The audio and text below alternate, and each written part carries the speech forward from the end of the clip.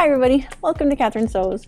If you're new to my channel, I'm a high school textiles teacher, but in my school we don't call it textiles, we call it fashion. We have so much fun and learn some great skills and produce some really amazing things. So I would love to have a chance to show you around my classroom. I know that not every area has textiles classrooms anymore, and I think that's such a shame because it's a wonderful program. It's a great creative break in the day for the kids, and they just love it, and I love it so much. And I love my classroom, so let me have a chance to show you around and show you how I keep things organized. In a classroom like this that's really big, I think this is the second largest classroom in the school, and there's so much stuff in here from all the materials and notions and threads, and there's so much stuff that it's hard to keep it all organized. Now this is my 4th year at this school, and I just lucked out. I was able to inherit this beautifully organized room from the previous teacher. So thank you, Nola, for leaving me such a beautifully organized room. Once you have the structure in place, it's really easy to keep the room organized. It's building this structure in that's the hard part. So here I am after a long day's work, and all the kiddos have gone home, and I've tidied up everything, and I'm just about ready to go. I want to hang around for a few more minutes and give you a quick tour around. The first thing I want to show you is this is my desk. It's 7.5 meters long, or about 8 yards long. So it's the biggest desk of anybody I know, but honestly, after a really busy day, it can be full of stuff. The way this desk was made was, I think, quite genius. There are probably at least 28 or 30 2-drawer filing cabinets underneath this desk supporting it. That is a ton of storage built into this desk. So under here, this is all supplies that are available for the kids. Things like glue, the ironing tools, paper, scissors, paper, pencil, crayons, rulers, tape, and bags. They always need bags to bring their stuff home with. And then in this section, I actually removed some of the filing cabinets and took the drawers out and turned 3 of them sideways just to give me a little space to put some bolts of fabric that we're using this week and also some extra supplies that the kids can use. And then further along, just past where I sit, I've got just like regular desk supplies as if it's a regular desk, and then files for each of my classes. So the whiteboard at the front, I actually do use a lot. I start off here drawing the project that they're on and drawing what their steps are going to be for that class. We also use posters like this for some of the grade 8 projects, and I'm sure you've seen posters like that around where you have the project shown at all the various stages. And there's a similar poster for the pencil case that the grade 8s also make. And one for masks. I was hoping we would not have to make masks this year, but here we are, we're making masks. All around the front of the desk, so there are about 16 of these 2-drawer filing cabinets on this side of the desk that faces out into the room, and these all have patterns in them. So they are just chock full of patterns that have been donated or purchased for the program. But the best part of this desk is this cutting surface. The entire thing, 7.5 meters, is covered with this grid-marked plastic cutting mat. And it is a dream to have this as the whole front desk. On this side, just as they're coming in the door here, there's this long ironing table.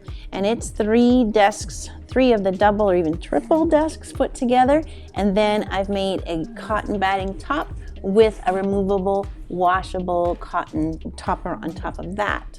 And so they can just do their ironing right here on the board. There are 4 irons, and this just works out great. Once in a while you do need an actual ironing board that you can get inside a garment with. So we have these little small ones hanging, 2 here and 2 at the front there. And I do have 1 regular ironing board. As the kids are entering the classroom, we've got the hand sanitizer and the spray that we use to wipe down the machines and all of that good stuff, and a blue box for recycling paper. We don't have a garbage can in here. There's almost no garbage because paper scraps go here, and I'll show you in a minute what we do with fabric scraps. Over here, this bin of hockey pucks, these we use for pattern weights, and that is just fantastic. We used to have a hockey academy here at our school, so I always asked them to give me their dead pucks. And so 1 bucket like that, I wish I had 3 or 4 buckets of pucks, but we're making do. Underneath the ironing table are more storage bins for all trim, ribbon, a bunch of buttons, zippers, and all the notions like that. They're all under here for my students to grab whenever they need. So right now I've got this bulletin board set up for what's in for fall 2021, and it's mainly for my senior students who are interested in fashion as a career. And so what I do in August as the fall fashion magazines come out, I just start ripping out pages and then I categorize them into what I see as current trends. The fashion industry is trying to get better about being diversified in terms of, just a few short years ago, this wall would have been full of skinny white models. And now it's got this beautiful diversity happening, and in the clothes and in the designers too. So talking about this board gave us a chance to talk about cultural appropriation too, because well, there's a lot of fringe coming into fashion, and you have to be careful, right? I mean, Hermes is not a First Nations designer, and so having fringe like this is a little sketchy. It's not as bad as some examples of cultural appropriation in the fashion industry, but it's a little bit of a gray area. Onto the machines that we have. We have 8 beautiful sergers. Well, let's say 5 of them are beautiful, 3 are okay. But the beautiful ones are the Babylock Imagine sergers. I adore this serger. And if you're a teacher in fashion, you will love it because it's the one that's the easiest to thread. It's got the puff of air, and you'll know that you spend half your time rethreading sergers. And then for the regular machines, we've got the Janome DC 6030s, and we've got 32 of these. So that is a blessing because our classes sometimes get up to 26 kids, and it's, we have some wiggle room if some machines are down. So it's really nice to have those extra machines. I've got a couple more machines I want to show you, but let's go around the room first. So both sides of the room are lined with cupboards like this, where every student gets their own bin. We just use masking tape to put their name and block on it. So that's all the way down this side of the room and the other side of the room. And then the students' cutting tables are also covered in this thick, heavy cutting mat. And they don't have the grid on theirs, but they can use a rotary cutter directly on this surface. And it's just awesome to have 4 big tables like this. On top of those cupboards, I've got all of these bins organized by the student projects. From the grade 8 mouse felt, pre-cut into rectangles for them, and then the grade 8 boxer patterns. Their mouse stuffing, which is just scrap batting from my other students that quilt, and then grade 8 boxer fabrics here. Those are already cut into 1 meter pieces for them. That's what we do in June, is just cut those all into 1 meter pieces. So we're all ready for the year. I've got big, beautiful windows in my room that look out over the sports field. So that's kind of nice for me and my students too. We all love having the windows wide open. It gets super bright though. We kind of have to lower the blinds as the day goes on. Up above me here, I've got about 5 of these vintage Vogue covers that have been blown up by a former student who was just near and dear to my heart. He got these printed for a fashion show we were doing, and then after the show I got to keep 8 Vogue posters in mega size like that. So I just love those. So there's that one, and then 3 more up here. Aren't they gorgeous? And then 1 more there. And then this is the ladder that I am up and down all day every day getting stuff out of those storage bins. The cupboards on this side of the room we're not using for student bins this year because for just this one transition year we're on semesters. And so I only need those 4 sets of cupboards there. So this side I'm able to use for more storage. So in here I've got the pre-cut quilt batting for all of my grade 9s and 10s that choose to make a quilt. Up here, 3 more Vogue posters, but this one from more modern era. And then my wall with scissors and rotary cutters. These scissors are all numbered. They correspond with the numbers on the sewing machines. Every machine has a number on the back. My seating plan has the kids' names written down according to the number of their machine. They use the number of scissors with the same number. And then that just helps me a lot when if I see a machine that needs to be packed up, I don't have to say, whose is this? Who made this mess? I can just go to my seating plan and say, hey, Jillian, can you please pack up your machine? Or, hey, Peter, where are your scissors? And so that numbering system, that really helps a lot to keep things a little bit more straight. These are the pin magnets we use. Last year, because of the pandemic, we couldn't share any materials like this, and so every kid had their own little pin cushion, also with the number that corresponded with their scissors and their machine. So that worked out all right, but this year we are allowed to share pins. Alrighty, so in these drawers, hand sewing needles, 1 magnet for every table, and then a whole bunch of extra seam rippers and marking wax. Whole drawer of marking wax. I keep a magnet in the room handy because my very kind custodian, when they sweep up, they can just take that magnet and go through the dust for me to pick up all my pins. Thank you so much. This is our bobbin tray, and every day I beg and plead for the kids to please wind up their bobbins and put them away neatly. And once in a while they do. This cupboard you're gonna love. Here we go, look at this. This is like every color of thread, and it's wonderful to have. We only buy the big cones of thread because it's just more economical. That's why at every machine there's a thread stand. That's where the cone goes, and that works out just great. One of the keys to keeping everything organized though is the labels. You have to have labels if you expect kids to be able to put things back where they belong. Everything has to be labeled, and what's actually in the drawer or the cupboard has to actually be what's on the label. Just like what your mom taught you, right? There should be a place for everything, and everything should be in its place. And that's a daily ritual for me. I have to go through and do my organizing. Anytime the kids are busy, I'm just organizing and cleaning and tidying. And that almost feels like my full-time job. Oh, and by the way, these are labeled at the top. So this one, swimsuit fabric. Let me show you that. In this cupboard, I've actually got 2 cupboards like this. Here we go, this one too.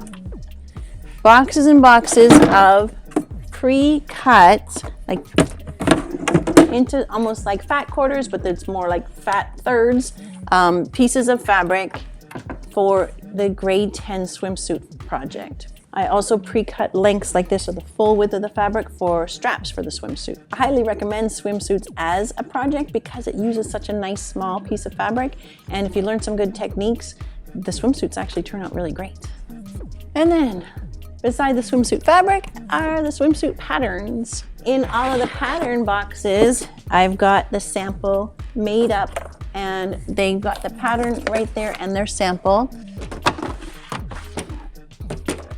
And with a little tag in each saying what the size is and which bikini or which piece it is. So there's the string bikini. That's just like the one in the video that I made recently. And there's also a tankini and a one piece, different tops, different bottoms, and the swimsuit elastic. And also some samples that are sort of just pinned together to try to demonstrate the technique. Okay. These cupboards are crazy. I've got 6 cupboards this size full of dress forms. I honestly don't know why. One cupboard of dress forms would be fantastic. That would be way more than I've ever had at any other school. This would be great. But 6 cupboards of this? That's a lot. That's a lot of dress forms. I've got 30 total. I don't know why. But they are fun to use when we're doing different projects about, let's say, the principles and elements of design, or something like that where the kids can, we've done things like newspaper dresses or bubble wrap and fun things like that to learn about texture and line and color. We do use the dress forms and make a display, and that is displayed somewhere publicly in the school, and that also promotes our program. Oh yes, remember I said there's almost no garbage in the room? That's what this is for. FabCycle is a really awesome company. I don't think it's outside the lower mainland of British Columbia, but they will come and pick up your fabric scraps for a small fee and take them away and recycle them. So the kids know that no garbage goes in here and no fabric goes in the garbage can. All the scraps, thread, scraps, everything goes in here. But before we send it away for recycling, the kids are always going through here and pulling out scraps for different scrap projects. That's the other reason why there's very little garbage, because we plan for the scrap projects. So let me tell you about that. So right now, a lot of the students are making hoodies and sweatpants, pajama pants, boxers, or they can do a onesie. And so there's a lot of fleece being cut in the room right now. And so we plan ahead knowing we're gonna have tons of fleece scrap. And so we've got tons of different project ideas that they can make with their fleece scrap. So there are things like a toque. There are different teddy bears they can do. And all of the projects are in a Ziploc bag with the pattern. Sometimes, if I'm super organized, I can even get an instruction page in there so that they can be as independent as possible. But there is just loads of different scrap projects. Two different, like a little tank top and a halter top. A monster. Oh, I love this one. The mittens, they're so cute. So there's one sample all done up in the mittens, and then one that is just pinned together so they can see how it all goes together. There's the pattern pieces and the instructions.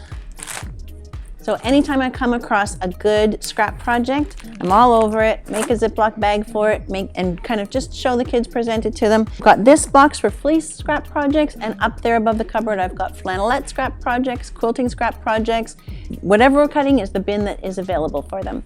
And you know what? I don't even give marks for these extra projects because I almost feel like giving marks for them will sort of take the joy out of making them. They make extra projects when they have time because they love to sew and they want to just keep making stuff. If they get ahead, they do a scrap project. So that also helps me to keep everybody a little bit more on the same page and try to reduce the chaos a little bit.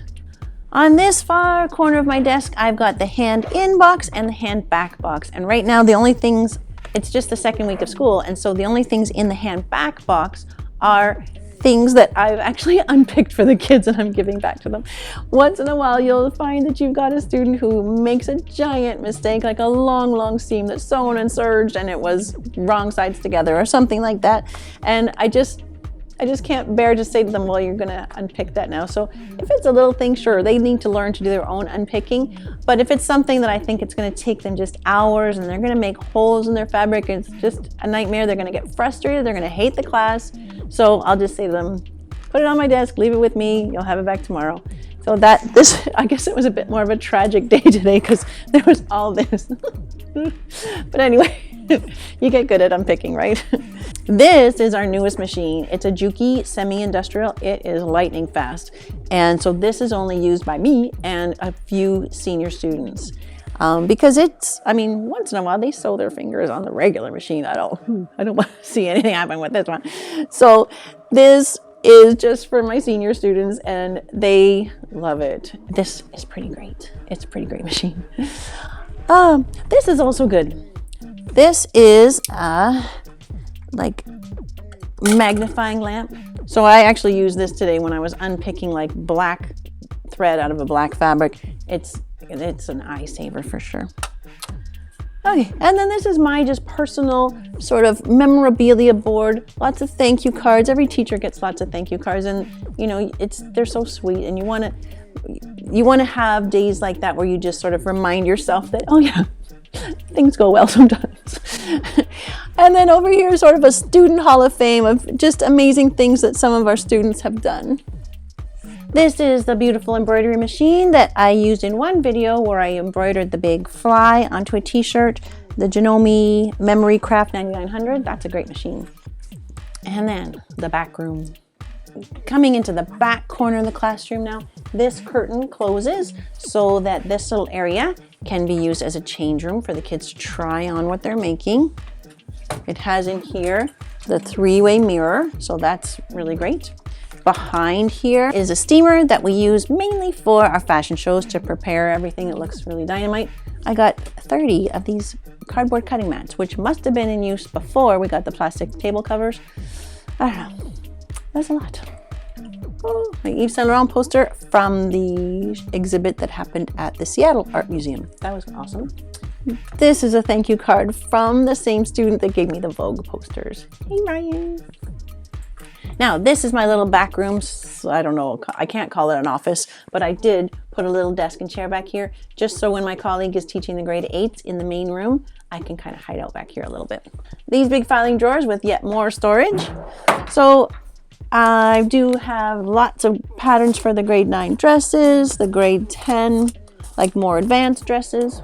We get these from a good price from somethingdelightful.com. That's where we order all of our commercial patterns. I do want the students to get used to using commercial patterns, because as a hobby sewist, that's what you're going to be using. So it's important for them to learn to read patterns and to become comfortable sewing on their own. However, most of the time though, we're not using those. Most of the time we're using hard paper patterns. If I have something that I know I'm going to use year after year, then I will take the time to put it onto hard paper. PJ pant front, extra large, cut 2, the grain line, like it takes time. It for sure takes time. But this whole rack is full of these hard paper patterns. They hang up there with the sample that I've made. I usually make the sample in a medium. This is the little lace camisole and boxers. I actually use this at the grade 10 level, because sometimes you get new students coming into your program in grade 10, but they're beginners. They've never sewn before. And so I get them to do a boxer just like the grade 8s do. But then once they build up their skills, they follow it up with a little lace trimmed camisole. And so it elevates that a little bit, and they're super sweet. There's the hoodie that I made up for the sewing hoodie video. The only thing that I've changed with this one, I really don't like that white line there. So we've lowered the pocket into the seam. That's how it should have been in the first place, McCalls. Get with it. Okay, so I've got that one in a medium and a small. And then all the onesie patterns, like there's a lot of patterns. Lots of patterns. That represents a lot of time, but it's worth it. So what the kids do with those is they just lay them down on their fabric, put some weights on it, or pucks, or their pencil case, or whatever, trace around it with the marking wax that I showed you before, and then cut. And it's nice and quick, and it's just reusable. It's good. Okay, and my awesome colleague who teaches the grade 8s, her students have just been finishing their mouse project. So all of her marking is here. And some get to be a little wonky, but they're cute. Like, that's pretty cute, right? There's a beautiful one. The projector is right here because we project the videos all the time, and a good speaker helps too. Out in the hallway, we've got some student work. This is the grade 8s doing an illustration using the elements and principles of design, and the grade 9s doing a display on the dress forms I was telling you about. Okay, everybody, so that's my beautiful room. That's my happy place. And I'm so glad you came around for the tour. Thanks so much for joining me today, and I'll see you back here on Catherine Sews. Till then, you take care.